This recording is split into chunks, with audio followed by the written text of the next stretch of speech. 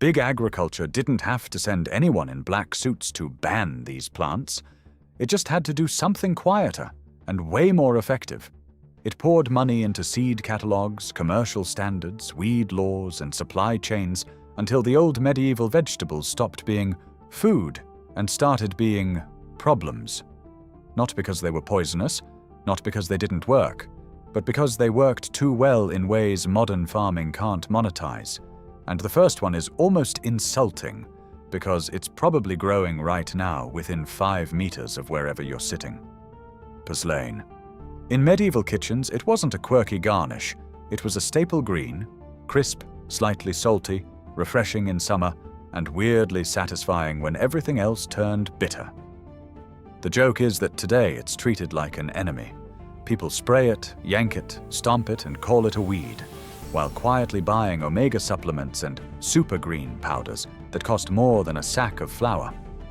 Purslane is loaded with omega-3s for a leafy plant, plus vitamin E and beta-carotene in amounts that make standard grocery greens feel like they're just showing up. It's also one of those plants that survives when pampered crops throw a tantrum. Heat? Fine. Dry soil? Fine. Poor ground? Fine. That resilience is the part nobody advertises, because resilient food makes you less dependent. And medieval people noticed. Romans treated it like a treasure. Across Asia, it shows up in old remedies and everyday meals. They didn't have nutrition labels, but they had the only metric that matters when winter is real. You eat it and you feel the difference. Which raises an uncomfortable question. If a plant can thrive without chemical inputs, without constant replanting, and without begging for perfect soil, what exactly is the business model around it? Now take that same pattern, edible, nutrient-dense, historically common, and apply it to a root that medieval families ate like we eat potatoes, except it had one fatal flaw from the perspective of industrial farming. It refused to hurry. Salsify. It grows slow. It grows stubborn. It takes months, not weeks. And that single detail was enough to push it off the modern plate, because the modern plate is built for speed, uniformity, and shipping. Meanwhile, salsify sat in the dirt, getting better, developing flavor, like it didn't care about anybody's quarterly earnings.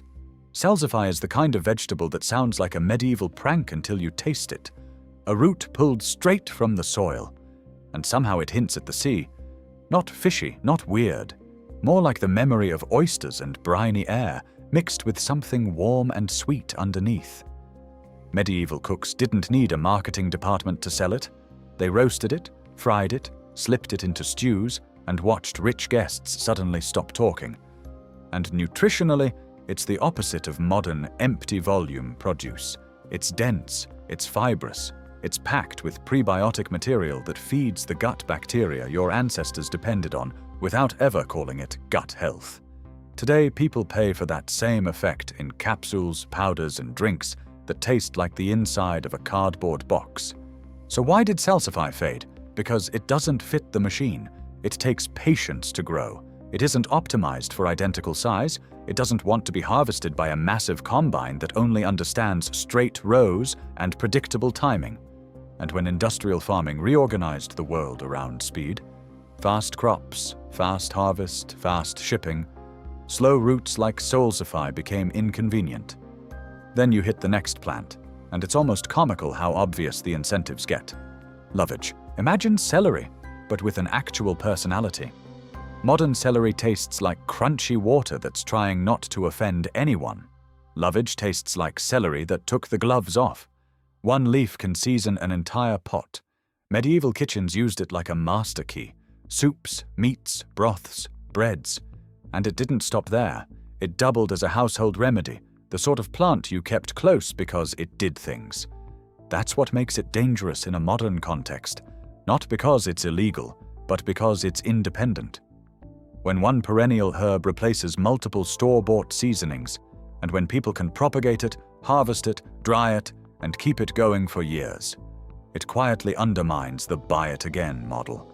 Lovage also grows like it's trying to win an argument. Plant it once and it comes back. Big, confident, unstoppable. Exactly the kind of plant that makes companies selling annual seed packets slightly uncomfortable, And then, sitting right behind lovage in the medieval garden, is a root so naturally sweet that it didn't need refined sugar to become dessert. Skirret. Royalty loved it. Not because it was trendy, because it tasted like nature cheating. Sweet, tender, comforting.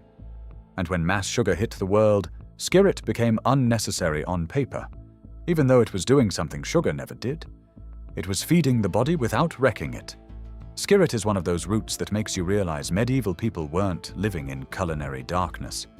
They knew exactly what they were doing. Skirret comes in clusters, slender roots like pale fingers, and when you cook them they turn sweet. Sweet in a way that feels earned, like the plant made a deal with the cold and won. And here's what's wild. Skirret's sweetness isn't the same as refined sugar's spike and crash circus. It contains inulin and other compounds that behave more like a slow, steady feed for your system, especially your gut microbes, rather than a punch to your bloodstream. That's why it used to matter in winter diets. You could get comfort without sabotage. But skirret is not an industrial darling. It's fiddly. It doesn't always grow in identical shapes. It doesn't race to harvest. And once cheap sugar became king, the incentive to grow a slow, complicated, sweet root evaporated. Then comes a plant with a name that sounds like a joke, until you realize medieval gardeners treated it like a working-class miracle. Good King Henry. It's basically poor man's asparagus, except it's also a leafy green, and it comes back year after year. The young shoots can be prepared like asparagus, the leaves can be eaten like spinach. That's 2 vegetables in one, and it's perennial, meaning no annual dependency, no constant reseeding, no yearly reset. Industrial farming hates that. Not because it's bad, but because it's too good at belonging to a household garden. A plant that returns, feeds a family, and refuses to require a subscription is the opposite of modern agricultural logic. Now take that exact threat, perennial, hardy, nutrient-rich, and push it even further until you get something that looks like it belongs in a survival manual. Groundnut. Not peanuts. A climbing vine that produces tubers, starchy, satisfying, and higher in protein than the potatoes we built whole cuisines around. It can handle rough soil. It can handle neglect. It improves the ground instead of draining it like a thirsty machine. And yet, it didn't become the foundation of modern farming, because it doesn't behave like a factory crop. It climbs. It sprawls. It asks you to understand it. It refuses to be simplified into endless identical rows, which is a problem when your entire system is built around crops that act like obedient products rather than living things. And while groundnut was disappearing from fields, another medieval favorite was quietly getting rebranded from food to weed, even though it solved one of the oldest problems humans ever had. How do you make winter meals taste alive? Sorrel. Sorrel doesn't taste like a normal leafy green. It tastes like someone squeezed a lemon over your salad and forgot to tell you. Tangy, bright, sharp enough to wake up a stew that's been simmering since dawn. Medieval cooks used it on purpose, especially when the world outside was grey and your food started tasting like storage. And sorrel survives. It shows up early. It keeps going when other greens collapse. In cold weather, it acts like it never got the memo that it's supposed to die back. That's part of why it was everywhere. It wasn't just tasty, it was reliable. But reliability is complicated in modern supply chains. Sorrel is best when it's fresh, and fresh is inconvenient when your food has to sit in transit, on pallets, under lights, in plastic. So it gets pushed aside for greens that travel better, even if those greens taste like watered-down memories. Then the list jumps to something bigger, literally.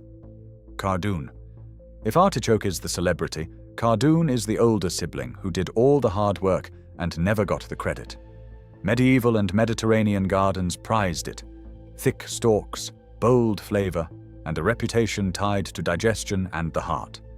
It isn't the easiest plant either. It asks for skill, blanching, timing, proper harvest. Mass production prefers vegetables that don't require a human being who actually knows things. Cardoon is the exact opposite of plug and play, which leads to a delicate plant that didn't just end up in cookbooks, it ended up in a fairy tale. Rampion. Yes, that rampion. The plant linked to the old Rapunzel story, where someone risks everything just to get it from a garden. That doesn't happen for a vegetable that tastes like nothing. Rampion's leaves are mild and sweet, gentle like a softened radish. And in medieval salads, it had a reputation for being both nourishing and oddly craveable. And the modern replacement for rampion? Watery lettuce engineered for shelf life and uniform appearance. Rampion grows differently. It doesn't always look perfect. It's not designed for a plastic clamshell. It behaves more like food and less like a product. So it fades, and people forget it was ever normal. Then comes a Roman favorite that makes modern celery feel like the cheap knockoff. Alexander's, edible from root to seed, peppery, aromatic, versatile. Soldiers ate it. Households relied on it. It was food and medicine in one, exactly the kind of plant that becomes inconvenient when agriculture and medicine turn into separate industries that both want to sell you solutions. And just when you think the list is done turning useful into unwanted, you hit the herb medieval people literally called the herb of gladness. Borage. Borage looks like something you'd plant just to show off. Blue star-shaped flowers that make a meal look expensive, even if it's just bread and broth. But medieval people weren't keeping it around for decoration. They called it the herb of gladness for a reason. It had a reputation for lifting mood, calming nerves, and taking the edge off the kind of stress that comes from living in a world where winter can kill you. And it wasn't only folklore. Borage contains compounds tied to the body's inflammation response, including fatty acids people now chase through pricey oils and capsules. The irony is brutal. What modern wellness sells in bottles, medieval gardens grew as a common herb. So why isn't borage everywhere now? Partly because it's messy. It self-seeds. It spreads. It doesn't ask permission. And yes, some places treat it cautiously because of naturally occurring alkaloids. Yet the world is full of alkaloids people consume daily without blinking, from coffee to tea. The bigger issue is that borage doesn't play nicely with the idea of controlled, uniform, perfectly behaved crops. Right behind borage is a plant with a name that got turned into a joke. Mallow. Most people hear mallow and think of sugary marshmallows. That's the trick. The original marshmallow was tied to plant sap and old methods, thickening, soothing, coating the throat. Medieval kitchens used mallow in stews not just to fill the belly, but to make food gentler on the body. Its mucilage acts like a natural buffer, comforting during illness, useful when diets were harsh and medicine was limited. But mallow spreads like it owns the place, which is another way of saying it grows well, even in bad conditions. And plants that grow well without help tend to get labeled invasive, weedy, nuisance. Funny how that works. Then the list shifts to the coastline, where medieval communities pulled food out of places modern agriculture mostly ignores. Sea kale. It thrives in salty wind and rocky soil, the kind of land where pampered crops fail. It's hardy, high in vitamin C, and naturally tied to the sea through iodine-rich environments. Coastal people valued it because it kept them fed and it kept them from falling apart. But sea kale doesn't scale neatly. You can't treat it like commodity cabbage. It's specific. It's regional. It's a plant that rewards local knowledge, which is the opposite of global uniformity. And after sea kale comes one of the strangest plants on the list, because it looks like it belongs on a fine dining plate, yet it grows like it's trying to embarrass modern asparagus. Asparagus pea. Asparagus pea is a prank from nature. It isn't asparagus, it's a legume. And yet the pods, especially when picked young, have a flavor that's eerily close to asparagus, with a green sweetness that makes you do a double take. And it grows fast. That should make it popular, right? Not in a system obsessed with shipping. The pods are delicate. They don't like bruising. They don't sit politely in a truck for a week. They aren't uniform little clones that stack neatly into standardized packaging, which means they're perfect for gardens and terrible for industrial logistics. The plant itself is almost too beautiful for its own good. Bright red flowers, winged pods that look ornamental, like something designed for a medieval banquet table. And because it's a legume, it enriches soil by fixing nitrogen. It literally improves the ground while producing food. Compare that to the average modern crop cycle that strips fields down and then demands chemical repayment. It's the same story again. The plant helps you become less dependent. Then you get to the one people rip out in a rage: chickweed. It grows fast, spreads everywhere, and refuses to act like a proper crop, which is exactly why medieval people loved it. Tender leaves, mild flavor, easy harvest. It shows up when other greens are scarce, and it doesn't demand that you own a tractor or a chemical shed. Historically, it's been used both as food and as a simple topical plant in folk practice, because when you don't have a pharmacy, you pay attention to what works. The modern world taught people to hate chickweed for one reason: you can't sell someone what they can harvest for free, and that's the pattern tying this whole list together. These vegetables aren't banned in the dramatic movie sense. They're banned in the way a memory gets banned, by making them hard to buy, easy to label as weeds, absent from seed racks, excluded from commercial standards, and quietly replaced with crops bred for shipping durability instead of nourishment. Because medieval food wasn't built around convenience. It was built around survival, flavor, and resilience. And once you start noticing how many of these plants share that one dangerous trait, hardy, perennial, self-sustaining, you start looking at the modern grocery aisle differently. Because suddenly the question isn't, why don't we grow these anymore? It's, who benefits from you forgetting they ever existed?